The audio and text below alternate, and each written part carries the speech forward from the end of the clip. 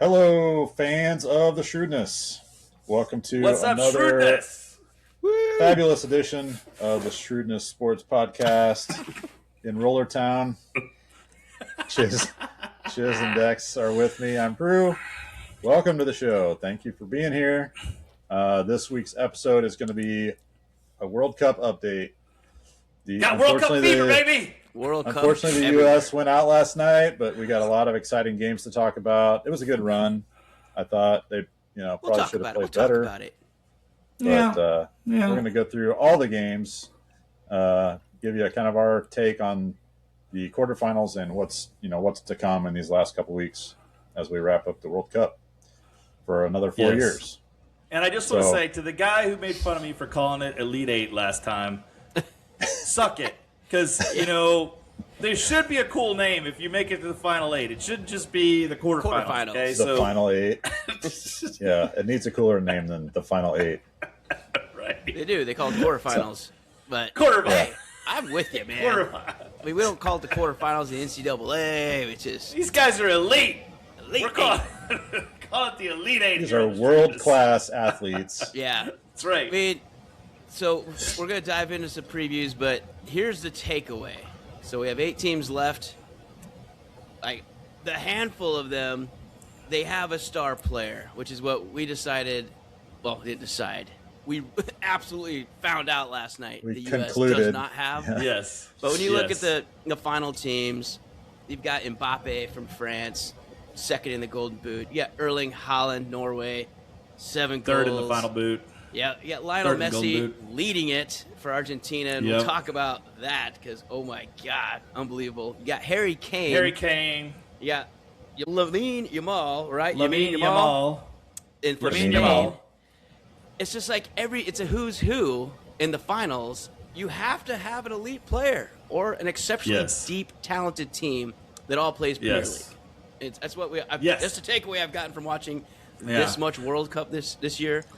And being in the time zone, a lot of Americans have watched more World Cup this particular year than ever. Totally. We're not up at 3 in the morning like everybody in Europe watching their one team play and then going to bed and then not watching stuff the other 4 days because who's getting up in the middle of the night to honestly watch Egypt if that's not your team? It's not happening. Right. Yeah. But that being said, let's dive into Nobody's France, getting up Morocco. to watch Mexico, Ecuador unless you're, this is not happening. So let's jump in France, Morocco. Chiz, give us a little insight on that one. How'd they get here? What are we looking forward to in this game? What's our predictions? So Morocco boat raced Canada, making them the first host out. We have no host nations remaining, but Canada was the first out, and Morocco just was significantly better than Canada, winning that game 3-0. Morocco is a really stinking good team, and we were talking on the Patreon before that Morocco, we'd forgotten Morocco was in the semis the last World Cup. So this is not you don't think of Morocco as a traditional powerhouse, but if you look over the last 10 years, they're stinking good. Yeah. They're really good. You were saying they got ousted by France last time, and now they're rematching, right? And 4 years now we later, got a rematch in the quarters. France played Paraguay, and props to Paraguay, who was third in the U.S.'s group. They finished third in the U.S.'s group. They went on to oust Germany, who was one of the perennial favorites, and then they played France really well. I mean, gotta give them props. They only lost 1-0 to the prohibitive favorite in the tournament. Penalty kick by Mbappe, which is basically that's automatic. I mean, candy from a baby, kick. And it was a legit penalty in the box. It was not a... Showed the replay like 20 times. There's really no controversy about that one. Well, Paraguay was playing a physical style of football, more reminiscent of NFL American football. They were tackling, pushing, punching. I don't know how many yellow cards there were, but I saw a lot. I mean, I stopped keeping count. There were so many of them. Then they brought in subs to get more yellow cards. They're like, wait a minute, that guy's going to be out. We better bring in someone else to push and cheat. Pretty smart, and I think they've figured out a strategy. It's kind of similar to basketball, the old hack and shack defense, right? Yes. It's like when you got a team that's more talented than you want to make it as dirty and physical as possible because if you give them room to roam, they're going to shred you. And Paraguay was like, we don't got the talent, so let's make this a dogfight. And they did. Good props to them, and maybe some scouting there for future teams to play France, because I hadn't seen France look mortal in this tournament. Yeah, and they definitely look mortal for the first time. Yeah. So we got France and Morocco. What do you guys think of this matchup? You got, of course, France is the favorite going into the tournament. Even though they came in second last time, they beat Morocco last time, but it was a good game. Morocco is flaming hot. They've scored 3 goals in the last 2 games, and I don't know. What do you think? So I think this one is going to be a tough game. Here's what I like. So France had to play a completely different style of game and win, and they did. Yeah. So they kind of showed that they can play this style too. They can play wide open and outrun you and out-talent you. It's kind of like a coast-to-coast run up and down the pitch. But then they showed they can actually take a punch. They can take a lot of fouls, and they can get up, and they can still beat you that way, because they didn't fold. They still put another 0 on the board. I mean, they haven't given up many goals this tournament. We've had a lot of clean sheets, as they call it in the business. And they have not. I don't know if Morocco's super good, right? We just talked about they knocked out Netherlands in penalty kicks. That was a tough game. And then they beat on Canada. I mean, I think that was probably the easiest game they've played, honestly. And now they have France. So I think it's going to be a tough game. I think France pulls it out on a talent meter. But, man, I'm not going to be surprised now if Morocco actually wins this. If they're up late, I'm like, they can probably hang on to this. And I don't think they'll wilt at the end. Right. I think it's maybe a 60-40 split for France or something. I think but you're right. It's closer than a lot of people give it credit for, I believe. I think Morocco will make a good show of it. So France beat Senegal 3-1. They beat Iraq 3-0. They beat Norway. Wow, they beat Norway 4-1. Wow. Well, Norway played a lot of their subs and subbed early. Oh, that's right. That was not an effort by Norway. I'm not even counting that.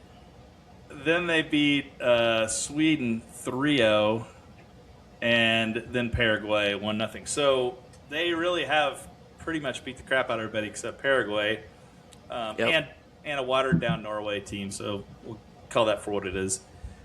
But I feel like this, to me, gets to the star factor. Mbappe only needs, like, one chance, really. Like, he needs one opening, and he's going to take advantage of it. If you look at who Morocco has played thus far, they tied Brazil 1-1. That's a good result. They beat Scotland 1-0. You could argue you should beat Scotland worse than 1-0.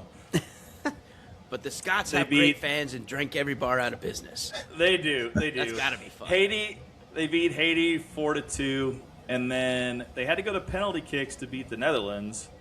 The Netherlands are good, though. That's a legit team. Netherlands are really good. And Netherlands was actually favored in that game. Yes. And they won that. Then they blew out Canada. So I think France is probably a little more battle-tested, but I don't know, man. Morocco is on a tear. Chip in a chair, as Dex says. Chip in a chair. They're in this position for right. I mean, I'm betting on France. Let's put it that way. But I don't feel like it's not a freebie, right? It's not like, well, I'm going to bet $10 to win $1 and feel great about it. I'm like, right. I mean, Morocco could win. So yeah, that's exactly right. Absolutely, they could. So I think that's going to be a fun game though, because it is a rematch, as we said, of last World Cup semis. Yeah. They're very familiar with each other, and I think we're going to see really competitive football. I'm going to give a 2-1. 2-1 France. When I'm going to go. I was thinking the same thing, actually. Yep. 2-1. Dex, you got a prediction? I mean, it's going to be low. Both teams have just kept teams off they're just not on that side of the field to score. So it'd be 2-1 or 1-0. I could see this being kind of a like Spain-Portugal game, or much like the one we watched earlier today with Colombia, Switzerland. I don't know. I can see good defense and good goalkeeping, keeping it one goal gets you in, man. So we'll see what happens. Yeah. I don't know if I even see 3 goals. Absolutely. I can see it, but these are two good teams that play really good defense. No, I agree. So that's the first one. The next quarterfinal is Spain and Belgium. So, two interesting games here. One we're going to spend quite a bit of time on. Let's talk about the Spain-Portugal game first. So these guys are heated rivals right next to each other, know each other quite well, play each other quite often. And, of course, this was Ronaldo's last game, likely, in the World Cup. Oh, yeah. What did you guys think of that game? 1-0 Spain in that game. So this game was kind of what you expect, right? Two possession teams, passing, keeping possession, moving the ball, trying to get their moments. And what you kind of noticed is that Ronaldo is not the same when you really watch the whole deal. And there's more commentary about how a lot of people didn't think he should be starting for Portugal, which I thought was like, really? Not starting even? Yeah. But apparently the guy he's playing over, much younger, obviously, and pretty darn talented as well. But at the end of the day, Portugal played well enough to win. Spain did win, but I still like Spain. I thought the game was competitive. Like I said, it's exactly what you thought you would see. Low scoring, possession-dominated teams, and just trying to get those little moments. There's some ones that were flying by the post towards the end, one off the post. It was a good game, but I think the right team came on top, if that makes sense. And this is the one Brandon talked about in our preview episode. He thought this could have been a potential finals game, depending on how the bracket slotted up. And it kind of looked like that. These were two really good teams. And I think it was 4 and 3 in the FIFA rankings, if I remember what they said correctly. And it looked like that. These are two elite top-tier teams playing really good soccer. It was fun to watch. For a low-scoring game, which is what's ironic, that was fun. I'm like, no, it was. It was pretty cool. You just kind of wait. It's like jabbing. It's a bunch of boxers just jabbing and waiting to get a big hit. And the big hits kept getting blocked off the post or going just wide. Yeah. It was crazy. I thought it was a good game. I'm looking forward to the next one. But what do you think about this one, Peru? Did you get to watch it? I didn't watch this one very closely. I know when we had Brandon on a few weeks ago, he was like, this was his hope for the finals. He was like, I could see these two teams getting to the finals. I'm just glad they got to play each other in general. That's a delight for soccer fans to be able to even see this game. And it was good that it was a close game the whole way. Nobody had a soft goal that made it seem like a runaway. Sounded like it was close the whole way. I mean, and this is not uncommon for them. Their last 3 games, it was tie. They had a 1-1 tie. Spain won 1-0, and they had a 2-2 tie. So these guys, when they play, they match up really well. The one little thing I want to throw on there, it was basically 0-0 again. The goal was in like the extra stoppage time. Like 90 minutes plus 1 when they finally got the goal in.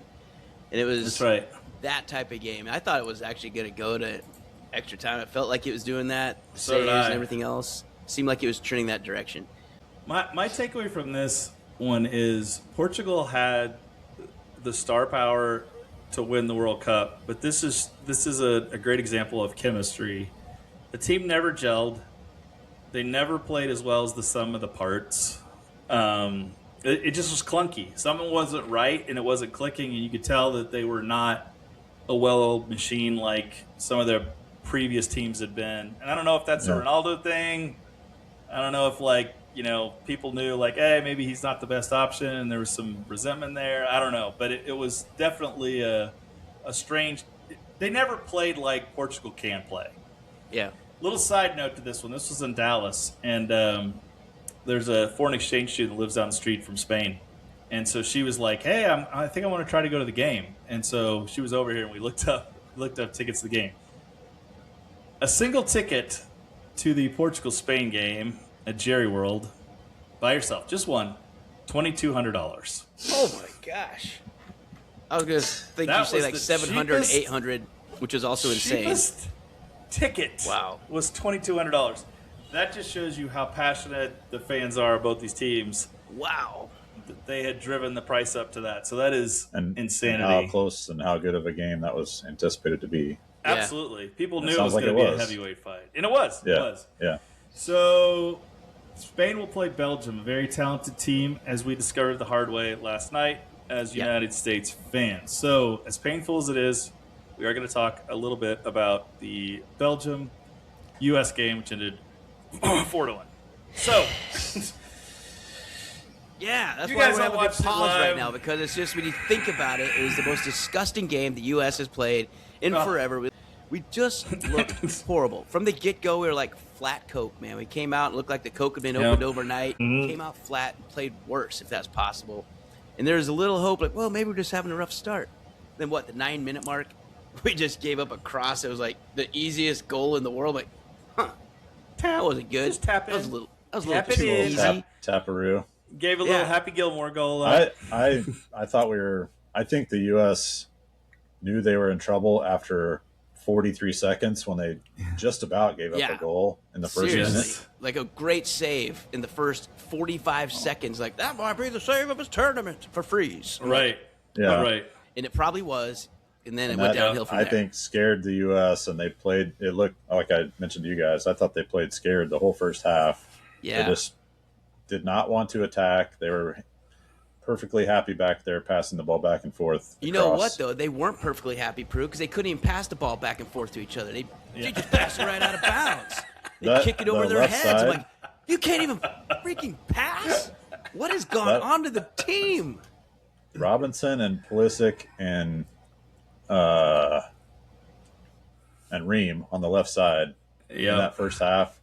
I stopped counting, but it was 8 or 10 bad passes, like just easy stuff that they'd been doing the whole time. And I don't know. And what's so strange is that people were like, yeah, they hadn't played any top competition. Yeah, I get it. So I get that Belgium's like 8 in the world or something. Belgium's a great team. They haven't lost in forever. We were gonna have to play a really good game to beat them. But the thing I think that's disappointing for U.S. soccer fans is we had played really well. Like, if you watch the games, and I had some people today that were texting me, and some on our socials, some people jumped in and were like, well, it's because they hadn't played anybody. And I'm like, I get that, beating Bosnia-Herzegovina isn't like the greatest thing ever. Yeah. But if you watch the games and how they played like European, South American level soccer in those games.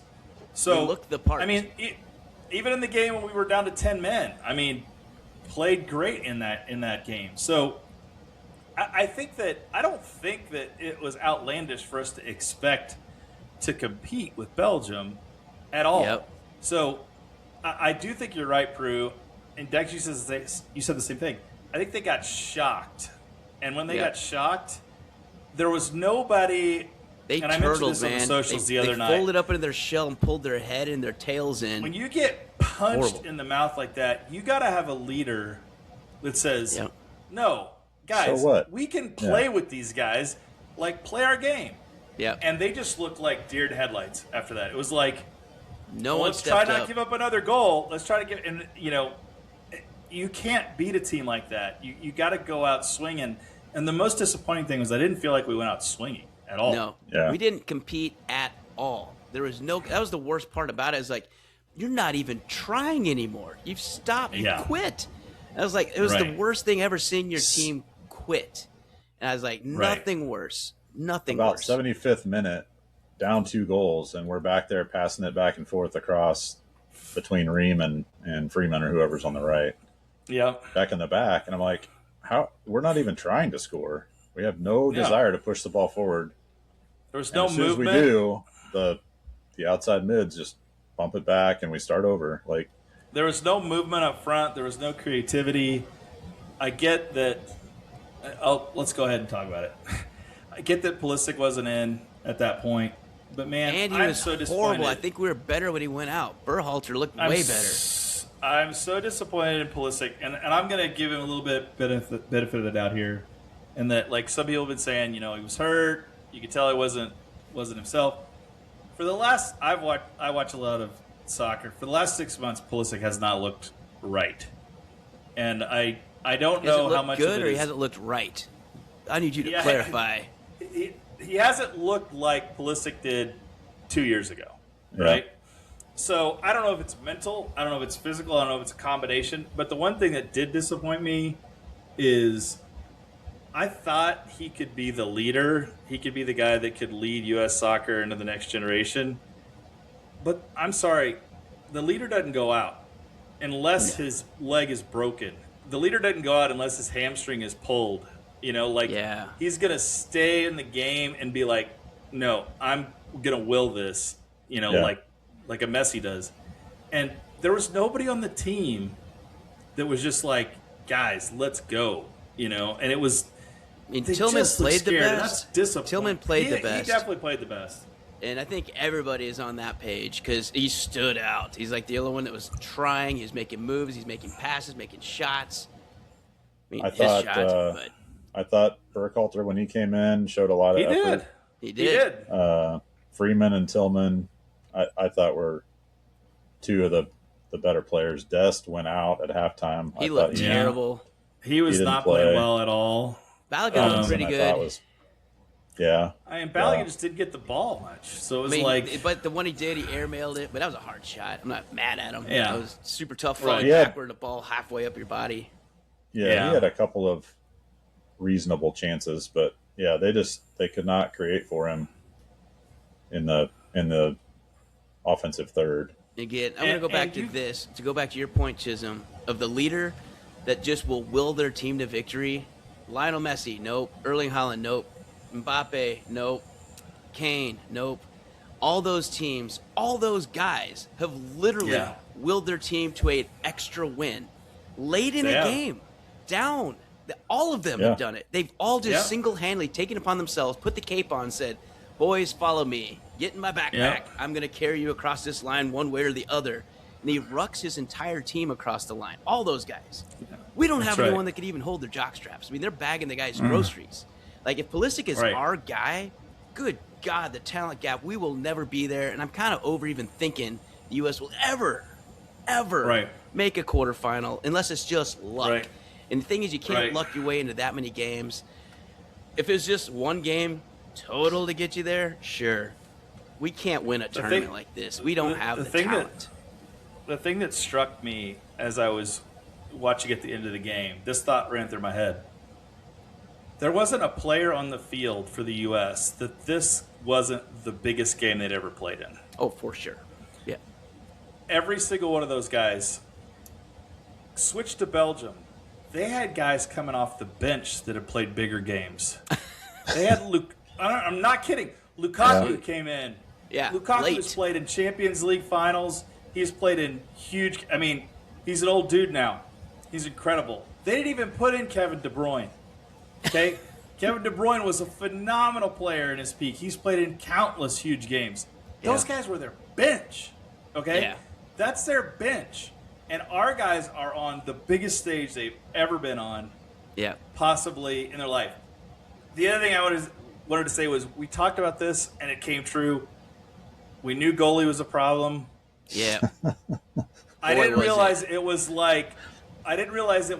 Y League boys club soccer problem. But after 45 seconds, I was ready to prove you wrong, Chiz. I was like, that was a phenomenal save. It was. That was a phenomenal save. 60 minutes later, it's like, that was the biggest bonehead move I've ever seen in the World Cup. And the thing is, take the handball. I'd rather you take a handball outside the box, blocking the stupid ball going into an empty net. Take the handball chance, man. Chip in a chair. But it's going to special ed back there, Reem, who just damn near collapsed. I'm like, what are you doing? If he would have just stood there, would have bounced off him. And everybody's like, oh, give him a chance. He was off balance. I'm like, because he put himself off balance. I mean, gee, just you're back up. World Cup athlete. You should have better balance. Look a little more coordinated than that.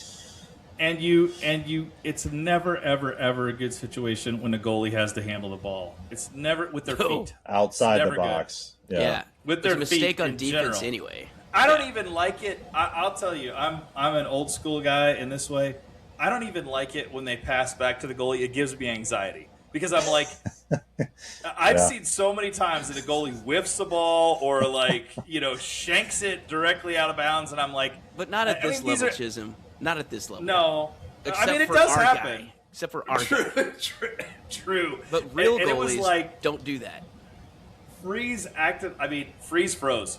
It was very appropriate because he just shish kebab. Do I pass it? A young way cooed it. And then he was like, oh, to the left, to the right. Oh, right to the Belgium guy. I was like, what are you doing? What's funny is Any of the first thoughts would have worked. Just pick one and execute. Right. Any of them would have worked. Just clear it. Don't hesitate. Do anything except hesitate. And that was. And you saw Belgium their eyes were like huge. Whatever he did the first, when he chested it down, it was like the guy was like pressuring him, and then he was like, yeah. And then when he faked, or I don't know if it was a fake or if he just kicked the ground, I don't know what he did. But I think he was gonna whiff if he followed through with that. So he was like, "Oh, this is gonna be bad." Yeah. Instead, he made it worse. It was a comedy of errors. Yeah. What's bad is you're right, Dex. Can the U.S. ever compete on this stage? So I was talking to some guys earlier today, and here's the issue. Like, the issue is we're rich. We're a rich country, and our athletes can play anything, and they do. So best Tale athletes, as old as time. We have options. best athletes go play football, they play baseball, they play basketball, and, I'm not saying that these guys aren't the leftovers. I'm not saying that. But I am saying that if you took the talent pool is watered down. The talent pool's watered down. We don't take it. You go anywhere else in the world. They're my job. The last several years, I've been traveling all over. The only thing they play is soccer. Like, that's it. Yeah. That's it. That's and the sport. Everybody plays. Yeah. Like, from the time you're little, you play, and they realize you suck. You're not going to be in the team. They start whittling at this early age, and they just develop. Yeah. And you're 3 years deep already. I mean, in the UK, they're signing kids to Premier League developmental teams at 9 and 10 years old, and they're putting them in their schools, and they're like, "You're going to learn how we play, and we're going to develop you with the best." We don't have that. I mean, we don't have anything near that, and we don't have the desire to do it. We don't have, as a nation, it's not that big of a deal to us. So every 4 years, it's fun for us to jump in and be like, "Yeah, we're America, we'll get it." But like, until we get that kind of a program. I don't think it's going to happen. You still have to pick, though, and they're going to have to pick soccer over baseball, football, basketball, even track, man. I mean, these guys that are phenomenally fast, they just do track scholarships and get free school and then go to the Olympics. And hockey, you're right, everything now. And the world is our oyster here. And when you go to South America, ain't got no money for golf clubs, ain't got no money or resources for football helmets. Like, was it Norway? Was it Norway that had the 6'7" guy that was? Yes. Yeah. Yeah. So that dude's playing basketball in America. Yeah, absolutely.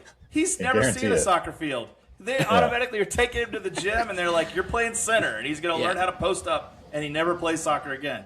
So that's exactly right. I mean, it is just a completely different prioritization, and it's okay. But we have to be realistic in our expectations. I think we all got excited because, and it's okay. This was our most talented roster, though. Like, on paper, this is the most talented roster. Like, oh my God, we actually have speed. We have a little more talent passing. We have more talent on defense. Sans goalie, that was like, we're not as good there. But and Sans leadership. Sans leadership. I mean, we did have several guys on this team. Hey, coach wise, I thought we had coaching's. I love it. I'm still fine with the coaching, but you can only I hate to say it. Take it so far. The problem's going to be, I think Pochettino's getting poached after this. He's a guy who has coached at Premier League. He's coached at Serie A. He's good, and we just happened to time, like, he got laid off. It was a perfect scenario. He jumps in. And, I mean, he did a good job. I don't think they were very prepared for that game. I don't know how much of that was him versus just the players not executing. He looked befuddled. Like, he was like, what is going on? He looked shell-shocked, too. Like, what are they not executing? Yeah. What do you guys think about the Balogun situation? You're out, now you're back in. So I don't think distractions ever help, Prue. I'm going to just cut to the chase there. I think it was the right result. I mean, maybe the process wasn't good, and that was part of the distraction, but everybody agreed that was a horse crap red card. Yeah. Shouldn't have happened. So the end result was right, and people are still upset. But then it's just the yapping and talk, and it's kind of hard to not be thinking about it because you didn't have them until the day before. So for a couple days, you didn't have them. So now you're switching game plan the day before. You're switching everything back, and the other guy was prepping to be in that spot. I think that part, the preparation part, took the biggest hit. And maybe that's what it showed, because it looked like we weren't. Yeah. We didn't practice, man. We looked bad. Right. We looked out of sorts, and maybe that was why, because we had different people practicing the whole way. Yeah, like I said I think I put it on the socials that it looked like they're physically. I thought they could compete, but mentally they were just scared. That's exactly it. The between the ears part was the part that was missing in that game. It was timid. The freeze play was a microcosm. The way he played that ball, timidly, not decisive, not aggressive, is how the whole team played the whole game. Absolutely. And I think, to your point though, Dex, I do think it gave an extra bit of motivation for Belgium. They were pissed that he got reinstated. Yeah. They felt like it was inside baseball. They felt like, if it wasn't the U.S. at home, that wouldn't have happened. And I think they were like, made a phone call. Yeah. And I think they were like, screw it. Like, we're going to beat the crap out of you. You want to put Balogun in? We're going to show you how to play. Like, I think they had that chip on their shoulder. I don't think it helped us at all from that standpoint. No, I don't think so either. All right. Well, that's enough browbeating on our team. I'm looking forward to the next 4 years, and hopefully I just need to keep the talent influx coming. We are taking incremental steps up. We are not the same team we were. We didn't even make the World Cup like 2 ago. So 2018, that's right?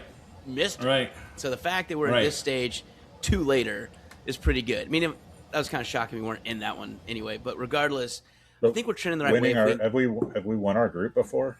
No.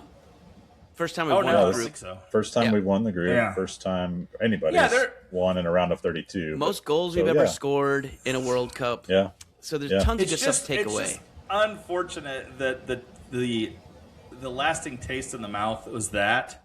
Yeah. Because you're right. There was progress made, but it just doesn't feel like it now. It feels like, oh gosh, same thing. Just like all always. washed away, man. It's like we built a sandcastle and it was freaking sweet looking, and then one wave came and just wrecked it. It's a pile of ruins afterwards. That was what the U.S. World Cup tournament looked like. A wave full of Belgian waffles just took us out. Just smoked us. Now just a sticky blob of syrup remains. So we made it longer than Canada or Mexico. So yes, we were the last host country in. Just same round. Play. Yeah, our game just had to be later. Maybe that's a small victory. We'll take it. So my favorite game next is the third one, Chiz. I want to get your take on this one too. Oh, dude, this is gonna be great. I thought it was 2 of the best games to get there too. So Norway, England on Saturday is going to be baller. We got Holland versus Kane. But let's talk about how they got there. I love this game. This is the one I want to see the most out of the next 4. So Brazil versus Norway. Norway took it 2-1. What did you see in that game, Chiz, that got Norway over the hump? How'd they get here? Well, what you saw is a guy taking a team on his shoulders and saying, no, we're going to beat Brazil. Brazil's favored in this game. Yeah. Brazil has a massive history of success. Now, I don't think they're nearly as good as they usually are. They're down a little bit for Brazil. They could still beat 99% of the teams in the world. But they still have Vinny Jr., speaking of star power, a freaking freak of nature. Cunha, whatever the heck his name is really good still. But Neymar off the bench even, still really good. But Holland is... My favorite player coming into this tournament was Harry Kane. It has been for a while. He used to play for the team I root for, Tottenham, and so I've always loved him. Holland is getting close to overtaking him. Always fun to watch. Watching this guy, and the thing that I love about him is most guys that are like him, that are just gifted, they get a little bit of an attitude. Like Ronaldo, he's got a little attitude. Ronaldo's a little bit like, I'm Ronaldo. Give me the ball. I'm the guy, right? Yeah. Holland is not that way. He is. You can tell his teammates love him. Like he's humble. So he just plays his butt off. And in the 79th minute, he was like, "Give me the ball. I'm going to score." And he scored. And then he scored again in the 90th minute. And if not for a penalty kick in extra time, or in added time, they would have won the game 2-0, which against Brazil is really impressive. Yeah, it is. Because I dare you to name another player on Norway. Can't. Right? It's Erling Haaland. Right? And Yep. the thing is, he doesn't even touch the ball that much, but when he does, he makes so much out of it. Like, he doesn't need much. It's like when the door is cracked. It doesn't even be open. It's like, oh, a lot of people can run through an open door. Erling Haaland kind of runs through the closed door and breaks it open sometimes when need be. It's like a break glass in case of emergency. You can see him with his freaking Warhammer, his Viking axe, just smashing things when need be. It's so awesome the way he can do it. My wife and I were watching that game, and he scored on the header, and so they showed the replay 23 times and stuff. And, yes, right. Different angles. And my wife was like, "Man, that guy is huge. He is big, and he is fast." Have you seen some of the clips exactly of right. him? Starting from, he's like, the clip of Tyreek Hill when he outran a guy by 10 yards to catch him. When he's running toward the end zone. Yes. That's Holland. He takes up ground. He starts at midfield with a guy that's 10 yards ahead of him, and by the time they get to the goal, he's in position to score. And you shouldn't be that fast when you're that big. The funny thing about Holland, too, is the funny thing about Holland is, too, and this is one of the things that maybe makes him as humble as he is. When he was young, he was not physically developed, and they told him he wasn't. He didn't have one of the Norwegian scouts. Whenever it went to when he was like a teenager, and they were like, "This dude's not it." Like, this guy don't have what it takes. He's in a hole somewhere in a Norwegian fjord. Right? Absolutely. This guy. He's the guy that cut Michael Jordan, right? Like, it's the same. It's the same kind of deal. And what's amazing about this game is Norway had the ball. Okay, this is a really interesting thing. Norway had the ball 66% of the time. Okay, but Brazil touches inside the opponent's box. Brazil was up 33-15. That's crazy. They didn't have the ball much, but when they did, it was in a position to score, which is why there's a stat in soccer called XG, expected goals, and usually the team with the higher expected goals usually wins because it means you had more opportunities. In this game, Brazil had 2.73 expected goals. Norway had 0.84 expected goals. But they had Holland. But they had Holland, and the chances that he had, he was like, "I'm burying it," right? Yep. Like, you didn't have any chances, and when he got him, he's like, "Yep, I'm taking it," right? You can't give him one chance. So give him one chance, he's gonna make it. The head ball goal, he just out physical to the guy, right? Yes. He was in a great position, went over the top of him, got it in the corner. Much like the Belgian dude did to our guy last night. Yes, almost exactly similar. right. Yes. The long shot Holland had was left-footed from 20 yards out, and it went through the tiniest little window underneath the defender, and then just tucked inside the goal. Like it was a little bit lucky, but it was a powerfully kicked ball. It's amazing how the best guys are always a little bit lucky. Yes. Totally. Right? Aren't they always Isn't lucky? that true? It's He just did. I mean, crazy. To their demise, they let him wind up from 20 yards out. And he's got a long stride, so it takes him a bit to get wound up, but he unloaded a rocket. A missile. It was. Yeah. Like, he is such a fun player, and now to see Norway, England, like Harry Kane versus Holland in the quarterfinal round, this is like must-see TV. I mean, I agree with you, Dex. I think this is the game I'm most excited about watching in this round. For sure.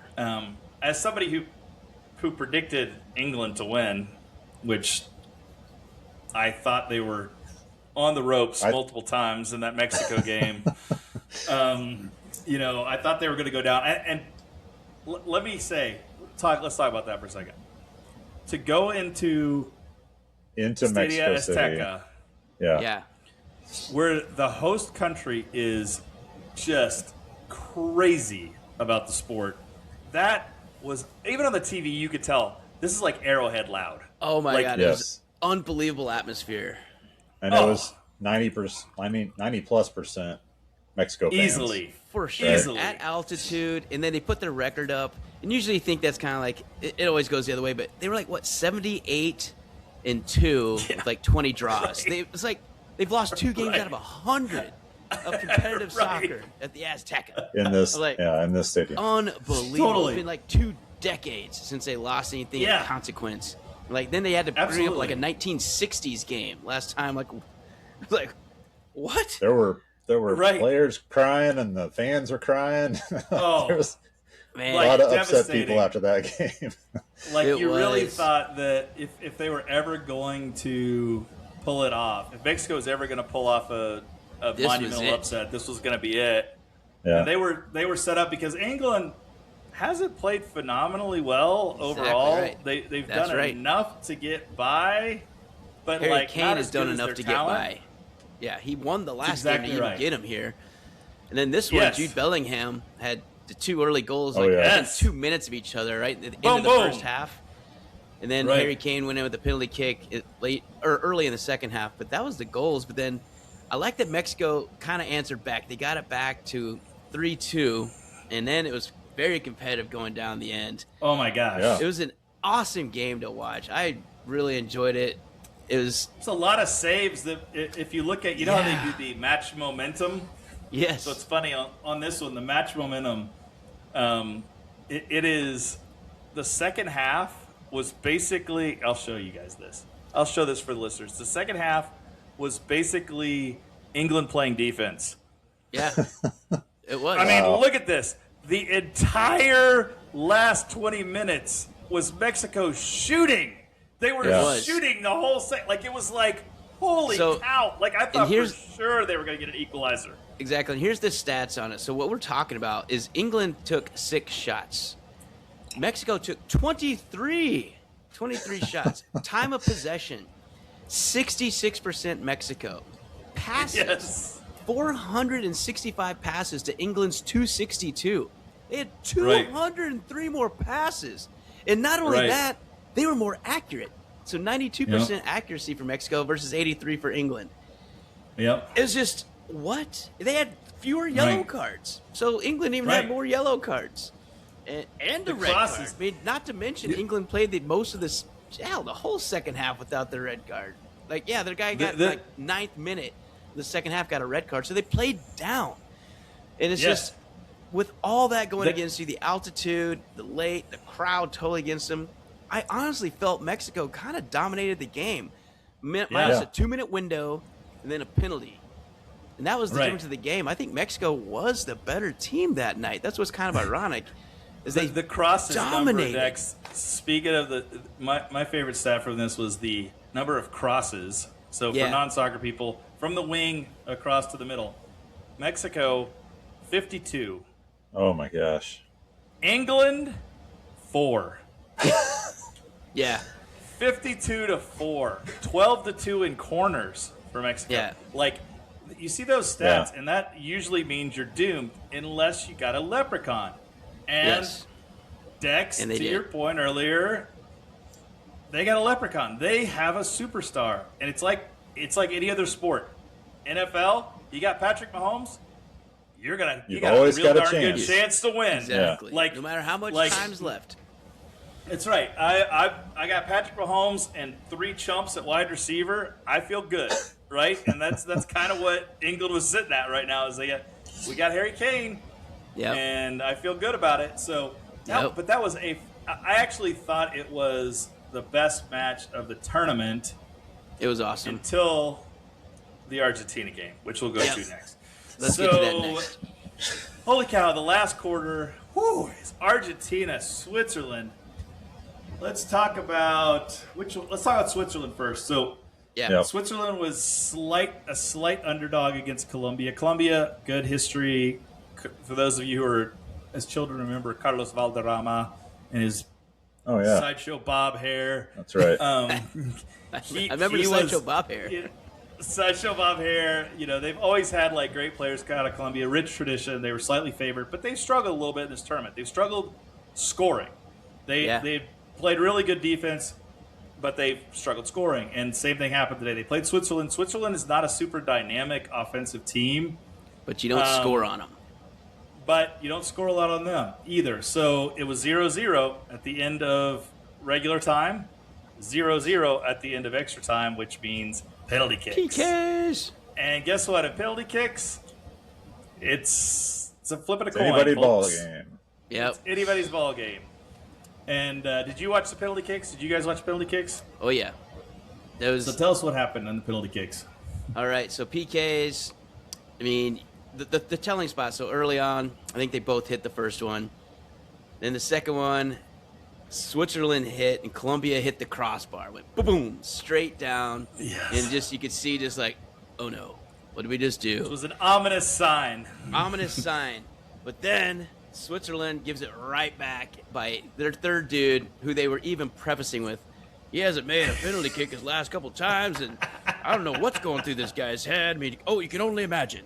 And then with that preface, I don't know if they could have set up any better. He sent one like 83 rows deep, straight. He like doubled the height of the crossbar, leaned back, and just hit a missile into orbit. Oh, not even close. Not even close. Would have made any NFL field goal kicker proud. It was absolutely. right down the middle. And it would have been good from 72 yards. I mean, Totally. he definitely kicked it hard. But he just did this stutter step weirdness, and he looked like he's not a stutter step kind of guy. Like, he should have just picked a spot and ripped it in a corner. Instead, he airmailed it so far. Then next shot, then there was a save. And so his biscuits got saved. Yeah. Then it came down to, we had Switzerland. Colombia did it, their best guy, number 7, Luis Rivas, was that his name? So he put one in the left corner. Right. Great shot. But then all Switzerland had to do was make it. And their guy came up and just buried it on the left side. Drilled it. Great shot. Just veins of steel, ice. Yeah. It was awesome. And so Switzerland, it was funny. I guess they were terrible the last time they did penalty kicks. I think they missed all 5 or something, they were saying. Yeah. I was like, something is horrible. that possible? I didn't know you could. Right. It's like a Never free seen throw. How that. do you break 5 free throws? But we Right. saw how it's possible. And so there was a couple misses and a save. But 4-3, Switzerland over Colombia in the PKs. Man, Colombia they were in tears. I think they felt like they were probably the better team. It was probably 90% Columbia fans there for too. sure. That stadium was yellow in Vancouver. It was definitely And the thing a is, I Columbia think crowd. a lot of people were looking forward to a Colombia-Argentina matchup. Oh, Yes. Kind of same kind of, right? So it would have been kind of a fun Right. thing. Now, Switzerland and Argentina not quite as sexy. I mean, from a viewership draw. no. I mean, whatever. But it was a good game. Arrowhead gets to host Messi again, so that is pretty exciting. So let's take it to that game. So Argentina and Egypt. Wowzers! Wow. Should have been no problem. No. Wow. I This mean, was their cakewalk game. This should have been a pretty easy matchup for Argentina. Egypt did not have a tough road to get here. They had to beat Australia, who was kind of a Cinderella bit of a story. They easily did that. Egypt has Mo Salah, who's a really solid player, getting older. I did not think they were going to give Argentina a run. And I'll be honest, I was running errands. I missed the first half. Turned it on the second half, and I was like, what is going on here? And it's 2-0 Egypt, and honestly, we got to talk about this. There was a third goal. There was a third goal. They got pulled back Egypt for had a offsides. third goal. It was one of the weirdest officiated moments of the World Cup because there was a foul that happened at the far end of the field. Yeah, imagine if you broke a 90-yard run. And then everything's all good. You get there like, woo, sweet. And then they call like a clipping. Way back there. Which no one really quite is what saw. Away from the ball. Right. Yeah. Not at the point of attack. Yeah. And it should have been whistled much earlier. Oh, yeah. It was not. Egypt was celebrating. Then they called it back, which has caused all kinds of conspiracy theories in the World Cup community about Argentina must and get there with Messi. And we've got to make this happen. But here's the deal. This is what I say to all those people. You're still down 2-0 with 10 minutes left. So you cannot engineer, no matter how much FIFA wants it. Egypt's not in on it, guys. Egypt's not in on the play. Promise they're not in on it. They're not like, we got to find a way to get 3 goals up here. And either was Cabo Verde. I mean, let's get real. No. So Argentina is squeaked by 2 games in a row. But let's get back to the last 15 minutes. Just keep going on Argentina, Egypt. Yeah. Down 2 nuts. So they're down 2 nuts, and it is the 79th minute. 79th minute. Okay, so there's 12 minutes left of the game, and Messi puts a beautiful ball because he's Messi. Messi's like, Yeah. hey, I got 12 minutes. All right. And he puts a beautiful ball across. Romero puts it in, heads it in. You get 1. And if you know about momentum, right? When you're the team that's up 2-0, it's like the worst lead in hockey, right? 2-0. When that first goal comes, Yeah. the doubt hits. Yeah. It's like, oh. And you look up at the clock, and you go, okay, Yeah. we only got to wait 10 minutes. We only got to hold them for 10 minutes, guys. We can do this, right? They've only scored 1 And in then- 8. We should That's be what fine. some people do. Other people are like, holy crap, we still have 10 minutes. Yeah. Right, which is what Egypt did today. Egypt was Yes. like, "Oh my God, I got 10 more minutes with Messi," and sure enough, Messi hits. Technically probably not the most beautiful goal, but to me it was incredibly beautiful because of the skill Wow. that it took. That's it was a half exactly volley. right. It was just bounced, and he hit her the way up. Which, if you've ever played soccer, the ball's going up, you're hitting it over. I hit it Every over single a time. million times out of It's a going to million. look like Balogun's shot when he smoked Totally. it right over the crossbar. Same kind of spot, honestly. Totally. And we saw what happened And with our of guy. course, Messi just like Nails. Pruitt said Pruitt said in the Patreon, it was almost like off his shin. He directed it right under the upper crossbar, and I was like, "Oh my God!" right, and at that right point, over. It was like right over the dude's defender's leg. knee. Yeah. right, Then So inside there's a the window about the size of a ball. Yes. His shot went through. It was just absolutely buried it. incredible. and at that point, I was like, "Curtains, man, curtains." Yeah, it's like, over.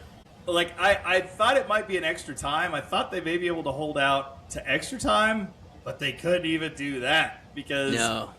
Argentina got the ball, and I was telling the guys before, I consider this a Messi goal because he didn't touch the ball, but the defender got the ball. He Messi saw the coordinated guy it, though. streaking, saw Fernandez streaking, and you see in the replay, he's pointing like this, like, pass it to him, and the guy immediately dishes it to him, perfect pass, takes it, slots it home. Holy cow. In 90 plus 2 Yeah. to go up 3-2. So in And I'm 14 minutes, 3 goals to overtake the 2-0 lead. the most amazing World Cup game I think I've ever seen. Poor Egypt was just the players Just looked shocked. like they didn't even know, like they were like, this can't be real. Like, Yeah, when it's- that can't have happened. When you're up 2-0 with Yeah. 11 minutes against a team that hasn't really done much at all, you feel pretty Right. good. But then again, Right. like we've said, these superstars, these super freaking natural athletes, they can literally put a team on their back. That's when Holland did it in the last 10 minutes, when Kane did it in the last Yep. 15 minutes. Now we Yep. got Messi doing the last 10, 15 minutes. You aren't safe until you get that stupid. Right. If you don't got that Right. 3 whistles, man, you better keep playing because these That's guys exactly will. right. The That's competitiveness a- is unmatched. That's a mental That's right. toughness thing in the last 10 minutes. When everybody's tired, They It's refuse to lose. we are not Exhaust. dying on this day. Like, hop on. No. I'm That's taking right. us forward here. And to those, I get Egypt fans being upset with how it all went down. But to those who have too much of a gripe, allow me to share with you the match momentum. Yeah. So, A lot Argentina. of Argentina. That's a lot of yellow, I have to say. So is this possession 63-36. Yeah. Yeah. Expected goals 2.8 to 0.98. So, like, hey, props to Egypt. They had very few chances, and they took the chances, and they Yeah. scored. So you got to give them credit where credit's due for that. But let's not kid ourselves. It's like Argentina England. was a better team in this game, right? Yep. So, like, they deserve to go on. And one of the things I loved most about the match was, I don't know if you saw Messi afterwards, but he was I in didn't see that tears part. because he realized he was on borrowed time. Like, Oh, yeah. those last 10 minutes, it was like, this is Could have it been. for me. Yeah. Yep. Like, Could have if been I his don't, last World Cup game. we don't do it, this is over. And it was like the relief of like, oh my gosh, I Yeah. get to play another game. You know, Yeah. it was really cool to see. I don't know how you root against him. I'll be honest. Like, Me either. he's just such a nice dude. He's like a dude that you would see at the bus stop and be like, "Who's this scrawny little dude over here?" Like, You know, like you would never stop him and be like, "This guy is the best athlete in the world." Like that's never going to happen. Especially the Norwegian scouts. He wouldn't have been on their team. No. Yeah. Him and Holland Sorry to being say, football together playing basketball. If you put him next to Holland, it's like, okay, which is the dominant Yeah, Right. force on the athlete soccer here. field? Yeah. Right. Frankly, it's pretty So- close. But boy, Yeah. Messi is Yeah. a magician. He's a magician, though. He really is, especially Like at his passes age. and the So ways he sets things up for other teammates, unmatched. It's just unmatched what he can do. the what you're saying, Dex, is the field vision. The field vision Yes. that the guy has is really unmatched. I don't think, and there's always been a debate, and I texted these guys during the game. There should never be another Ronaldo Messi Nothing. debate. That's been a debate for a while. Listen, if you've watched any of the last 5 years, now Ronaldo in his prime was great. We could discuss Ronaldo Messi in their prime, probably a lot closer debate. But like over the course of their careers, there's nobody who's had this kind of ability and vision. He scored 8 goals in this tournament. He's how old? 38. Older than most He others. scored 8 goals in this. He's the leading goal scorer. Yeah, and another assist. So And another assist. It's not that he's only scoring goals. He's also setting up his teammates. And like you said, he's also calling out, like, not me, man. Send it. Right. Don't pass and then it that to guy me. sent Give across, it to and then him. boom. That's field vision. The touch he Unselfish. has on long passes, the quickness to dart in and out of 3 players trying to defend him. He's just he's so well rounded and He's just- a joy to watch. Even Yeah. if you're It is. not a soccer fan, one of my best friends here in Texas knows nothing about soccer. He's gotten into this World Cup, and he's like, dude, that Messi guy is ridiculous. I'm like, yeah, he's He sure amazing. is. I mean, you don't have to have any knowledge of the sport. You don't have to understand. When you see him touch the ball, how he goes around people, how he goes through people, where he passes the ball, you'll see like the greatest player you've ever seen. Yeah, So I think one more play I want to talk about for Messi, and then we'll just be quiet. He's just phenomenal. But it's because you see it so many other times they don't execute it.